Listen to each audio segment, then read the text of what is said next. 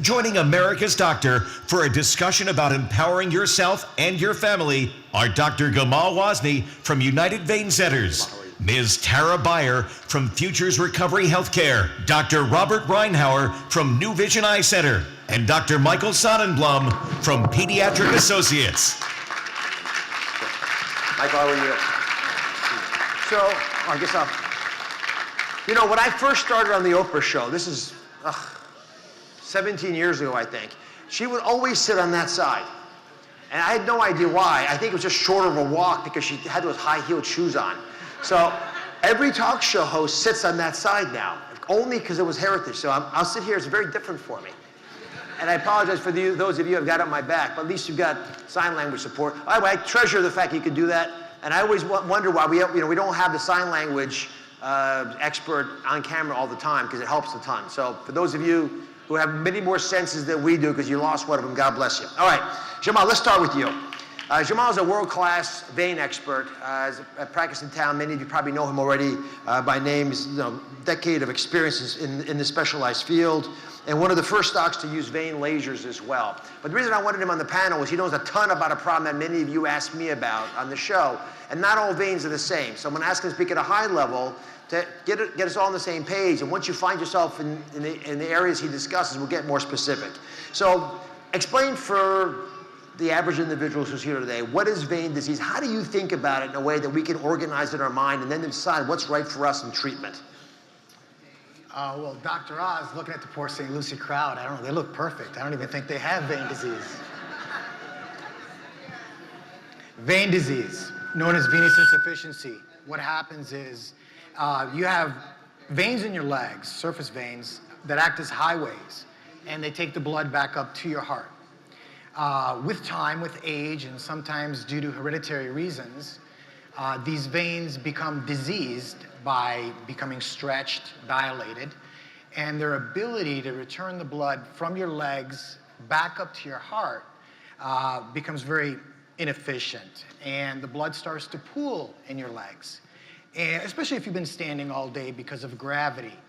And when it starts to pool, you'll notice that your legs will start to swell from the accumulation of the blood.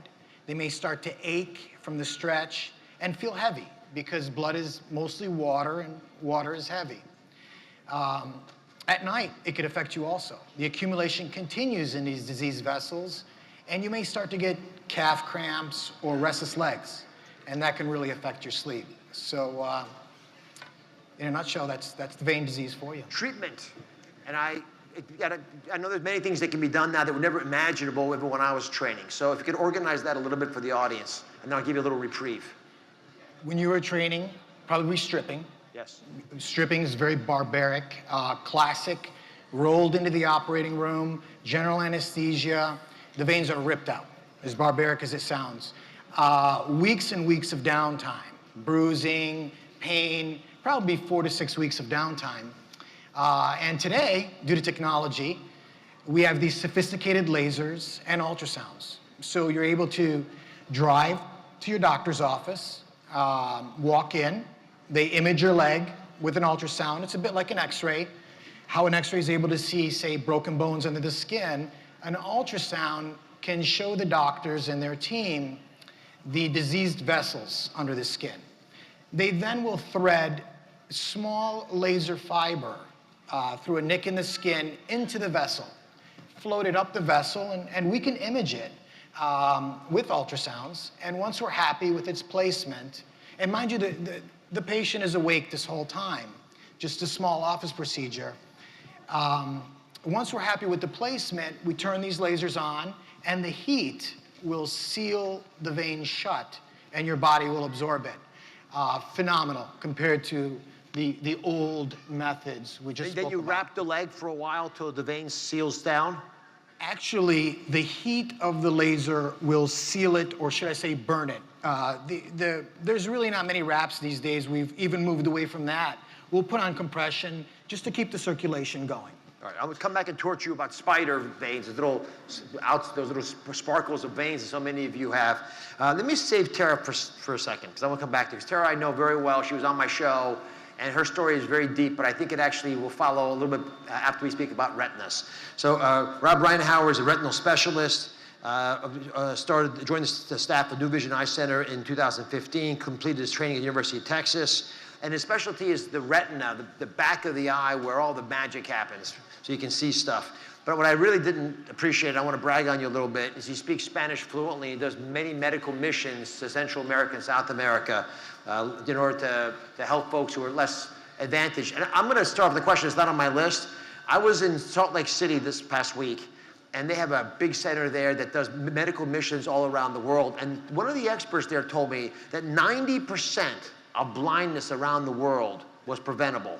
Half of it cataracts and the other 40% infections and the like. Do you agree with that number? Yes, that is accurate. So cataract surgery, we're very blessed in the United States because of so many things, but we're able to take care of cataracts with good advanced technology. And you know, you can argue about our healthcare system, but we do provide good healthcare to everybody. And I think our doctors are exceptionally well trained in the United States. And so when you have something that's very manageable, our society allows us to take care of it for a majority of the patients, where, you know, when you go overseas, their governments aren't set up for that. And you know, so we're very blessed to have that, and I agree, a lot of it can be prevented, as well as we have access to good medications to treat infections.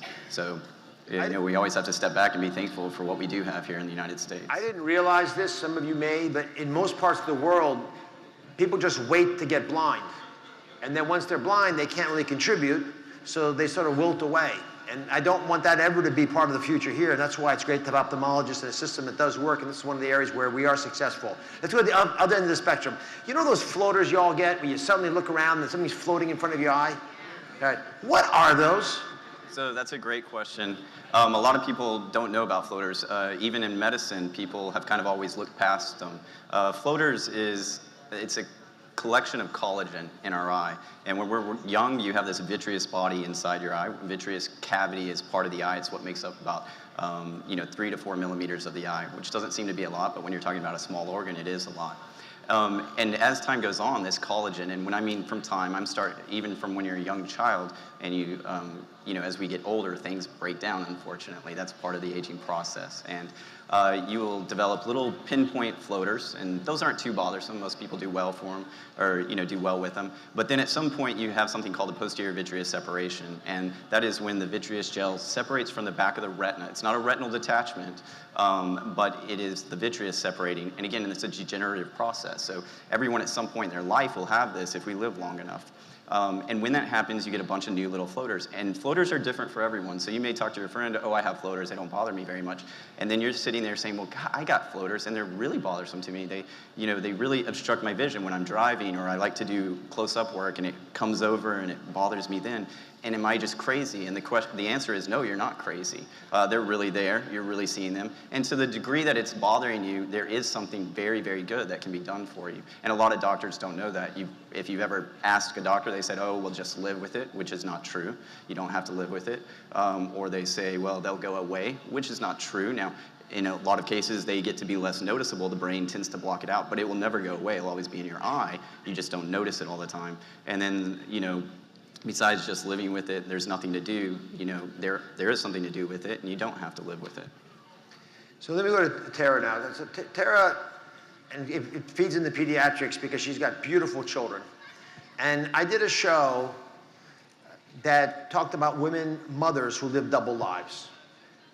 And as perfect as she was on the outside and still is today, like so many of us, she had inner struggles. And she had coped with her struggles by using alcohol. And listen, you got to cope in ways that are sometimes adaptive and sometimes not adaptive, but when you're first using them, they all seem adaptive. So she very bravely came on the show and shared how she got where she was. A successful executive, had done many things, had these wonderful children, and yet she had put them at risk because she had gotten so stuck in her pattern that the alcohol she was drinking was now allowing her to drink with the alcohol in her system. And she's been the Futures Recovery Healthcare. She's been part of that program. It has helped her immensely. And I'd love to start with your telling me a little bit about the kids, how they're doing, and how they cope with the news. And if you can transition a bit into your experience in Futures and how it helped you. Sure.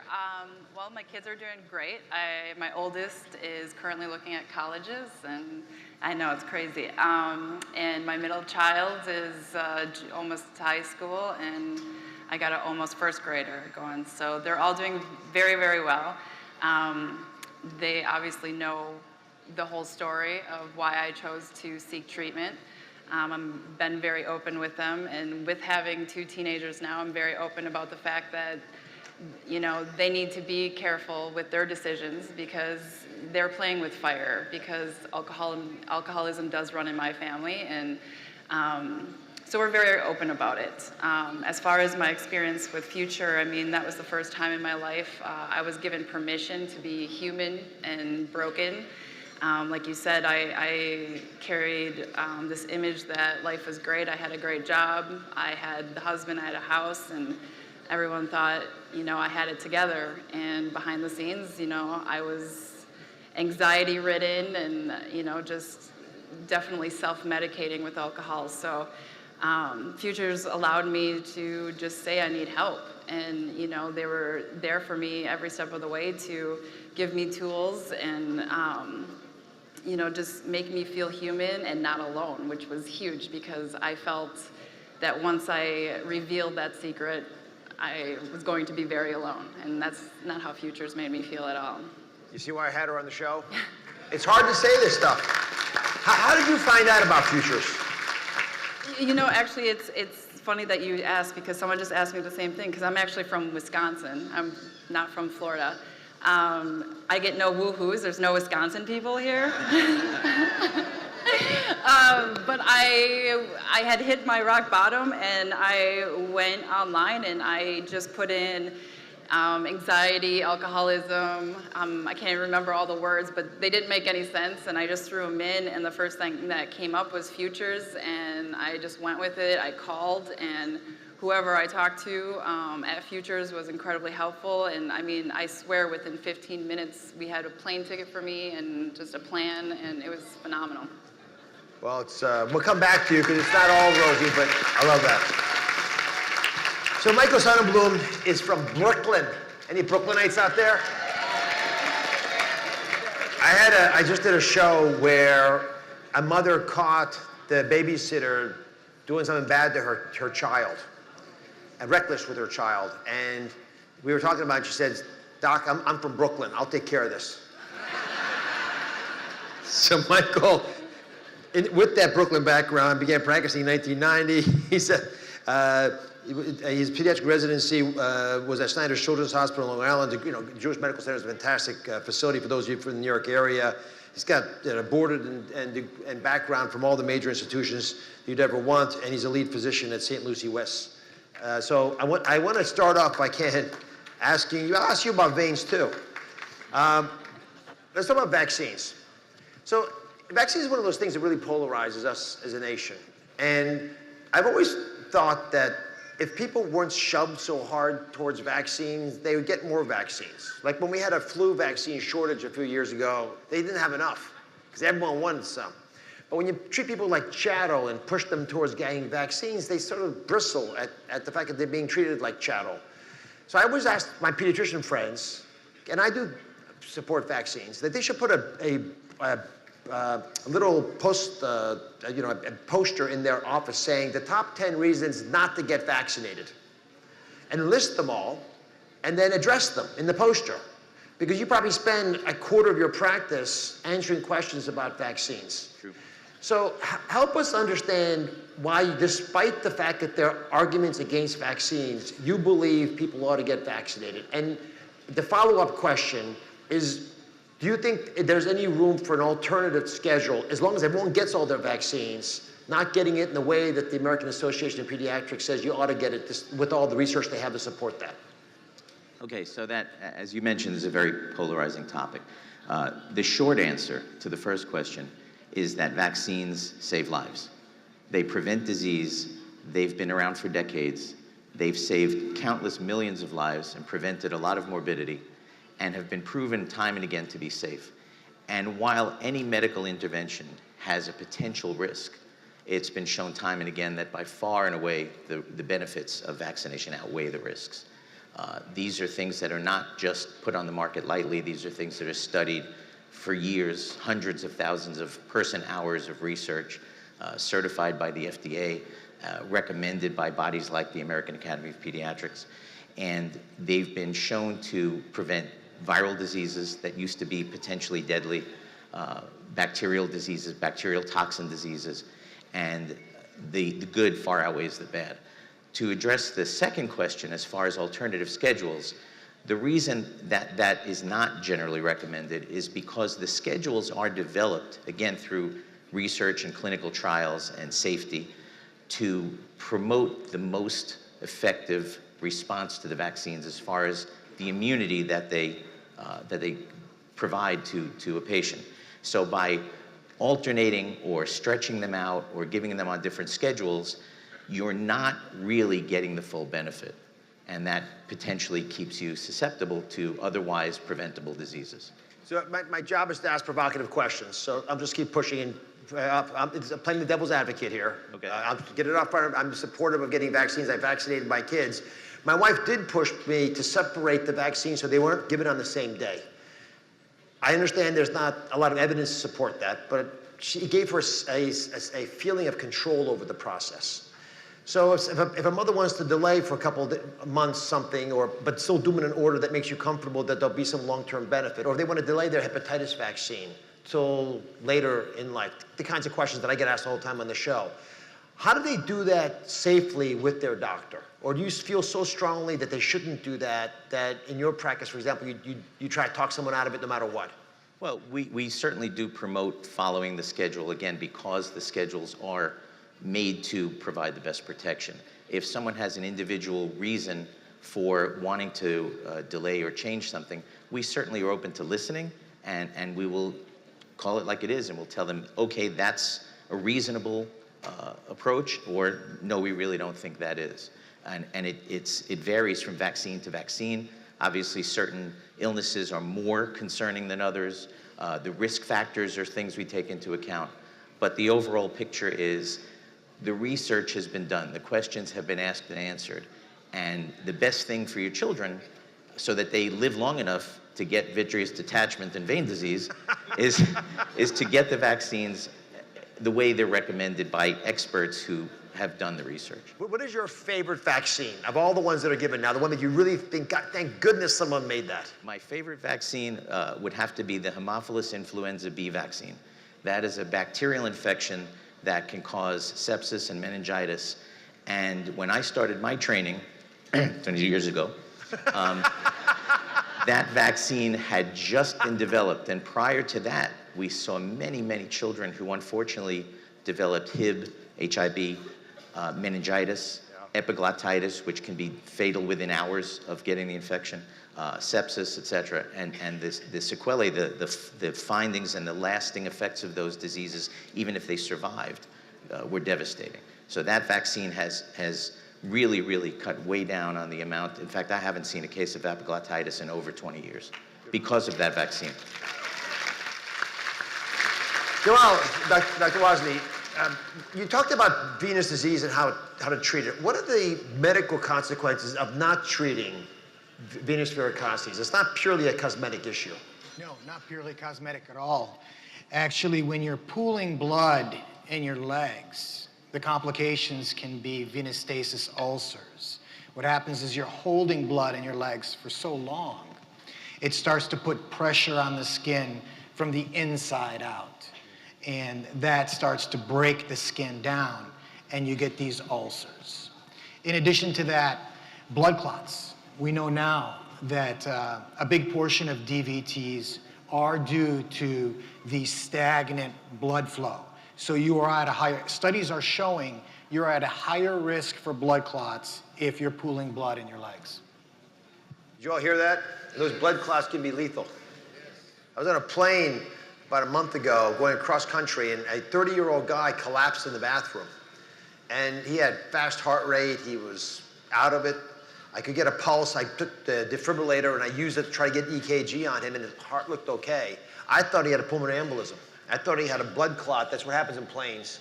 When you're sitting around, and you've been sitting in your, we're gonna get you up, within an hour, get you to stand, only to make sure you don't get clot in your legs. But if they can accumulate in an area of vein that is already sort of tortuous where there's stagnation, the blood's supposed to move. So it's scary. But good point, which also brings to light those individuals that you see on planes that walk off with the really swollen legs. Most of the time, these individuals have serious venous disease, and they're not able to compensate like, say, those who don't have venous disease. So they're really, the patients who have venous disease, we really stress that if you're going to be on a plane, make sure you pump your legs, as you mentioned, or make sure you wear... Pumping your legs is this, right? Pumping your legs is this. Don't do it right now, by the way. You are sitting. Pump, pump, pump. Yeah. Okay. Get that blood moving, because again, your veins are not working the way they should be, not moving the blood out. Tara, you had a relapse. Yeah, good. And again, I know these are sensitive topics, but it helps a lot of people because this doesn't just go away no matter what you're struggling with. That's why we gain weight all the time and yo-yo up and down. I wish our minds were that simple. Help folks understand what happened after you'd already learned a fair amount about your struggle and how you dealt with the relapse. And I'm especially interested in how your family coped with it. Right. Yeah, everyone's recovery journey looks different, and sometimes it includes a relapse, and mine did. I had been at Futures for 30 days, and I felt guilty for being away from my kids and my family, and, I was looking just to go home after that 30 days, thinking I was fully healed. Futures advised me not to. They said that I had a lot more work to do, but I didn't listen. Imagine that. And I went home, and within 2 weeks, I was doing my same old habits, and I was dealing emotionally, in a negative manner. I was drinking again, so What was the trigger? I mean, you didn't drink the day you got home. What happened that made you think, I just want to have a sip, just a small sip? In hindsight, I would say it was a lot of resentment that I had carried. I got home, I felt like I had done a lot of work, and I didn't see anybody else do any work around me, which I think is going to be fairly common with anybody in recovery. You can't make those around you change with you. And, my husband still, who I love dearly, okay, God, thank God he's not here, but so, I had a lot of pressure on my plate. I was a mom, I had a job, and they had a lot of expectations of me. And I think I thought once I got back home that they would see how much I did and they would try to help me out more, and that didn't happen. So when that didn't happen, I went back to my bad habits, and I called Futures right away though, and I said, listen, I'm doing it again. And they said, okay, come back and we'll continue working on your recovery. And they did with open arms, and it was a great learning tool for me because I realized, okay, I can't control everything around me, but I can control me. And, so I did another 30 days at Futures. I got stronger. I did an outpatient, and I just really worked on me and, understanding the fact that around me was not going to change with me, so. Michael, how do you deal with, yeah, please. How do you deal with addiction in a family? Mom brings the kids in, there's alcohol in her breath, and it's 9 in the morning. And you were sensitive. I learned so many things. Dr. Miller was my pediatrician. And he would say things, subtle things, that really influenced me as I grew up. He'd notice things about my body, point things out about other people in a kind way always. So you have a unique ability to communicate with a generation that's very influenceable. Well, safety first. If we see somebody in the office who's come in 9 o'clock in the morning, alcohol on the breath, and has driven a child to the office and is then expected to drive home, unfortunately, sometimes we have to intervene and contact authorities, for the safety of the child. Assuming there's not an acute situation like that, and we're dealing with a parent or a teen who's getting involved with substances or alcohol, there is counseling. Sometimes we have to refer to a center, such as Sandy Pines. Sometimes we have to refer to outpatient psychology, therapy, etc. Obviously, as part of our anticipatory guidance, our preventive medicine, we discuss these things. By the time a child reaches a certain age, we start asking about, have they tried this or have they tried that?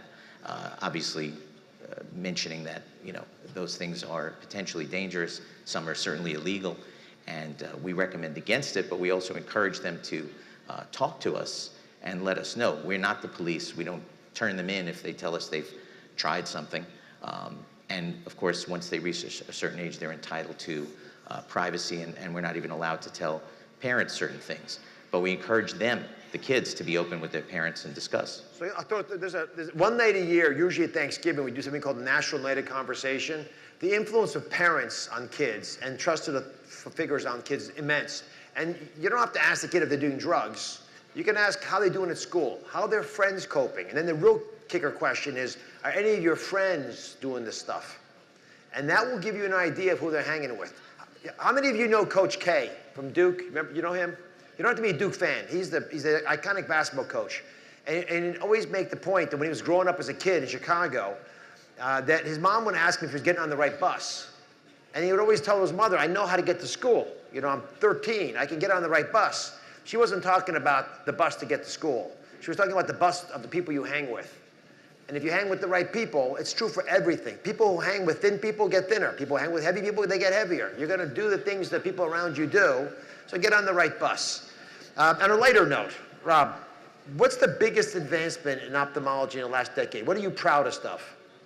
I think the biggest thing is how we treat macular degeneration, because macular degeneration is leading cause of blindness in patients 65 years and older. And where we used to, and there's two types of macular degeneration. There's dry macular degeneration, which means there's simply no fluid in the back of the eye, but you still have a degenerative disease. And then you have wet macular degeneration, which can take away your vision more quickly. There's bleeding in the back of the eye and there's fluid.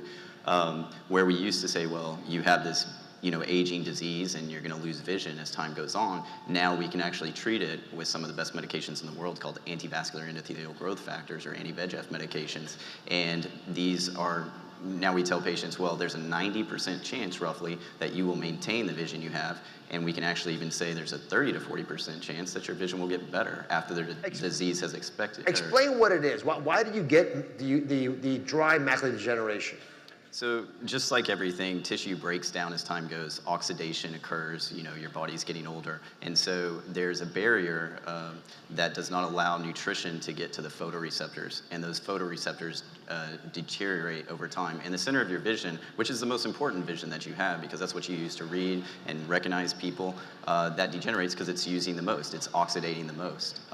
And so for dry macular degeneration, you're recommended to take eye vitamins, and there's been large studies that have showed there's no cure for it, but you can slow the progression of it. And the same thing for wet macular degeneration. There's no cure for it, but you can continually receive treatments and you will maintain your vision most of the time. And the nutrients are lutein. What should they take? Because I gotta say, I started doing this because it turns out my family has a history of macular degeneration, and if you ask around, you'll probably find it in yours as well. So what are the vitamins they should be taking? Well, the easiest way is to take what the AREDS2 study suggests, which is there's a Bausch and Lomb pill over the counter, and it has all the nutrients, and that's what was exactly used in the studies, and they've done the study twice.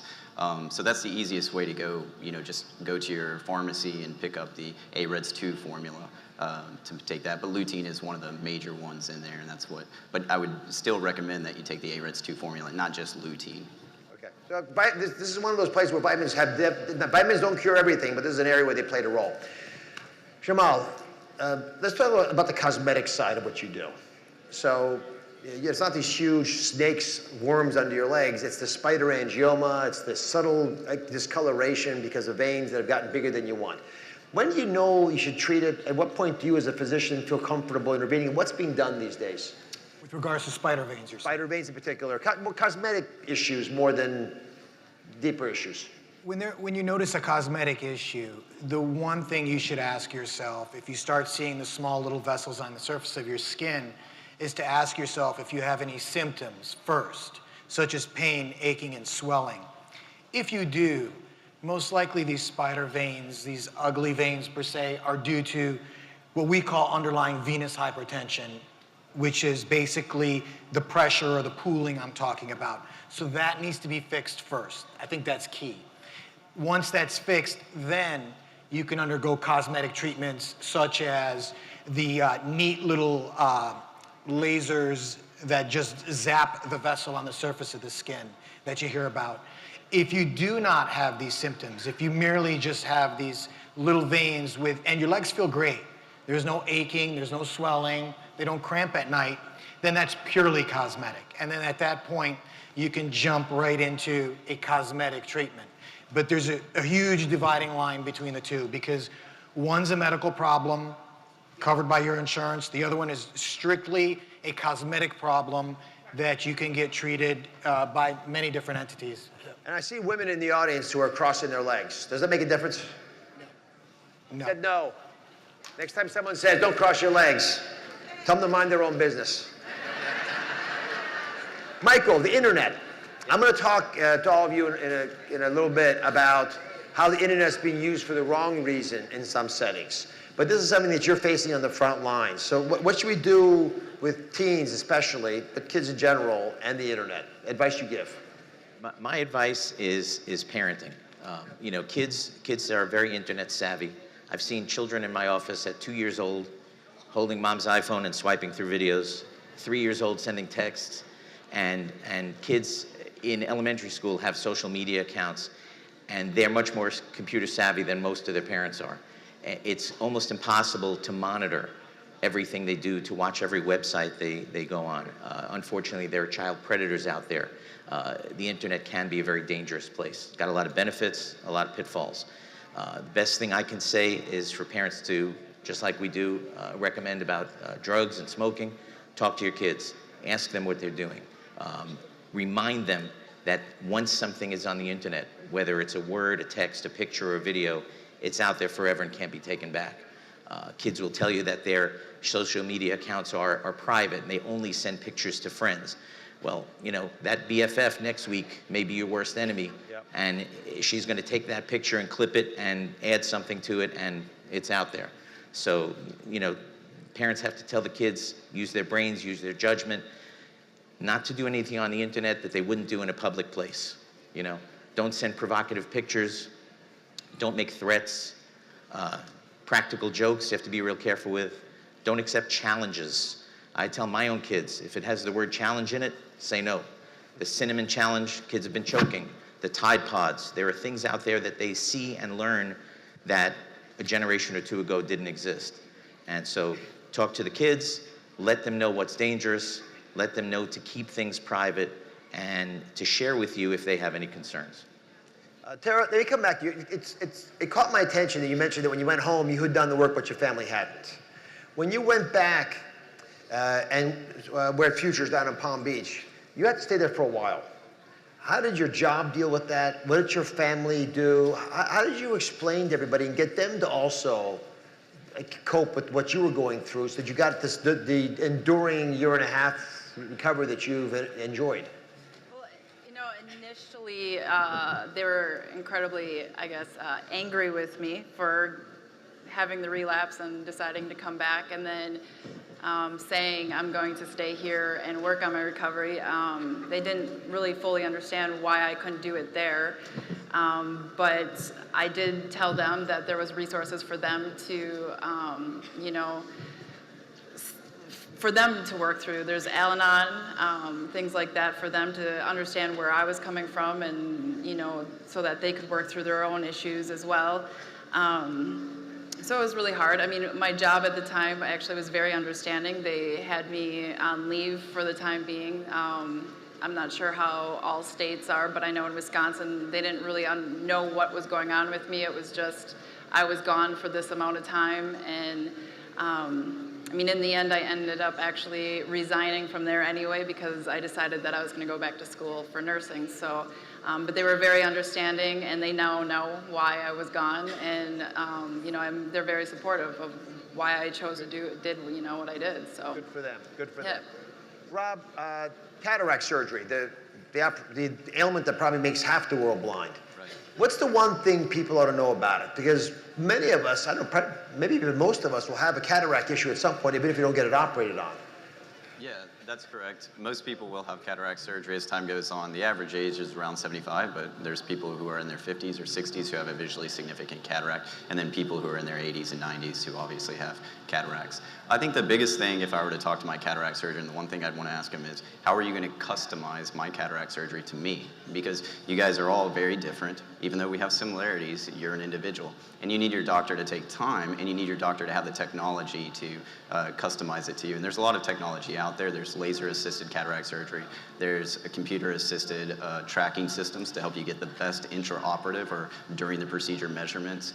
And our doctors at New Vision Eye Center, Paul Minotti and Stephen Tate, are well-versed in all those. And I think another nice little thing is there's dropless cataract surgery. So there's a lot of little things that you can do to make every patient's experience individual and unique to them. And you know, sometimes people can't put drops in their eyes. Does that mean they shouldn't have cataract surgery? No. There are alternatives as long as you have the right doctors to talk to you about it and say, well, you know, we can put the medication in at the time of surgery and then you don't need drops afterwards. So there's always a way. You just need to have good physicians. Michael, give everyone a quick pep talk on chronic illnesses that you have to manage. Asthma, ADHD, things that aren't going to go away necessarily. Yeah, chronic conditions is one of the things that we now concentrate on more than ever.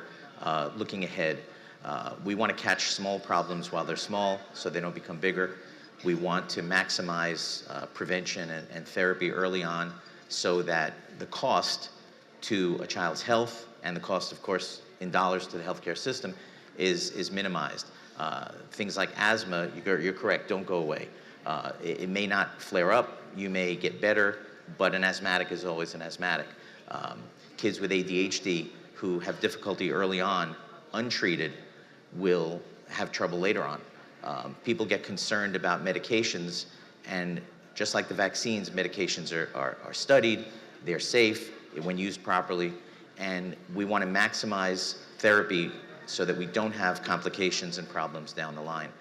The criteria for diagnoses for things like asthma and ADHD are more stringent than people realize. These are not diagnoses that are made off the cuff or willy-nilly. These are things where certain criteria have to be met.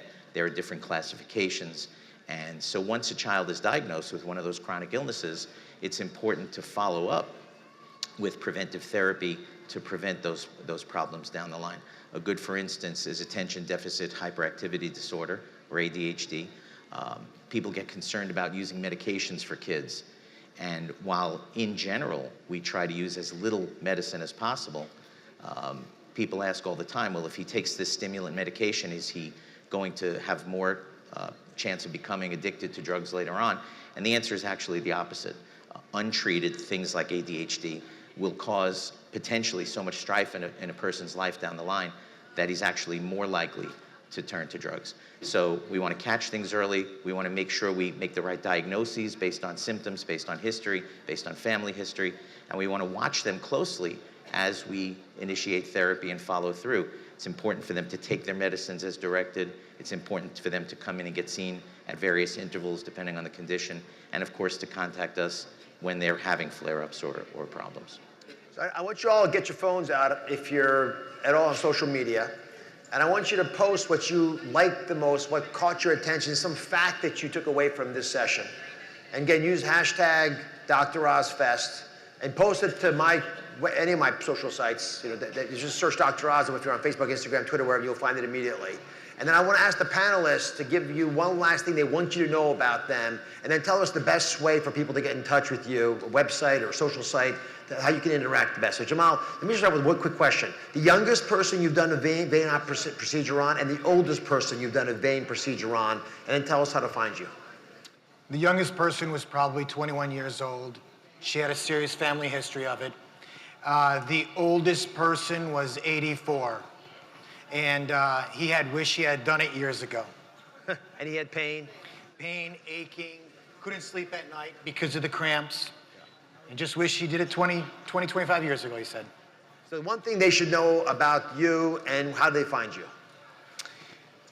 Myself and the physicians on our team are dedicated to treating vein disease. We love it because we want you to feel good. When you feel good, we feel good. You can find us at unitedveincenters.com or call us at 1-800-VEIN-DOC. We have centers in Port St. Lucie, West Palm, the other side of Florida also, Tampa, Clearwater, Lakeland, Sarasota. So we're here to help you. Tara, what kind of nurse you want to be? I do not know yet. Still figuring it out. I'll figure it out. You will. That's why I always, the early medical students don't know what they're going to be either, by the way. They have to, none of us did. And we sort of figure it out, and they decide, I like the eye, no, I want the vein. And then anatomy class is one of those first places where you start to get a taste of what you, not taste literally, figuratively, of what you want me to do. How do folks find you, or Futures actually, if they want to know more about it? Futures is here. The guy's There they waving are. back Put there, their hands Mr. up. Ryan. Well, look back, there's Futures, so go torture Brian back there. Yeah. His home phone number, Yeah. 561. I didn't even get that. All right. Rob, most important thing they should know about you, and how do they find you? I think the most important thing you know about us is that we like to, and when I say us, New Vision Eye Center, we like to talk to you, like individualize your treatment, make sure you're getting the best technology. We really pride ourselves in having the best technology. And I think specifically for me, you know, if you have floaters and you've been told there's nothing that can be done or that you'll have to live with it, that's not true. There is something that can be done for it, and you don't have to live with it because it can be visually significant to you. And how do they find you? We're at newvisioneyecenter.com, and our phone number is 772-257-8700, and we also have a booth over there with a bunch of pretty girls. That's right. Don't be fooled by his boyish good looks. Michael, the last word from Brooklyn. What should they know about you and the practice, and how do they find you? The first and most important thing they should know is that we're here for the kids. We want to establish a relationship with a patient, with the patient's family, and we want them to come to us with questions and issues, and be careful about the source from which they might get information outside of our office. Again, the internet, potentially a scary place. If you have questions, ask us. We generally have answers. If we don't, we'll help you find them. You can find us in St. Lucie West at pediatricassociates.com, and we have a booth here in the back and one in the kids area as well. So Zach is going to take a photo of. Jackson. Oh, Jackson. I'm sorry. I thought it was Zach. He was saying Zach. So Jackson, can you take a photo for us? So let me ask the physicians to come here. You all be in the background this way. Now, Jackson, you got to get up here and take a big picture for us. A lot of pressure on you. You got to stand over here, guys. We're going to face this way. Yeah. This is a stadium shot. Okay. Are you good with phones? I called you because you're young. All right. Here. Put you up here. There we are. Okay. Now, everyone smile back there.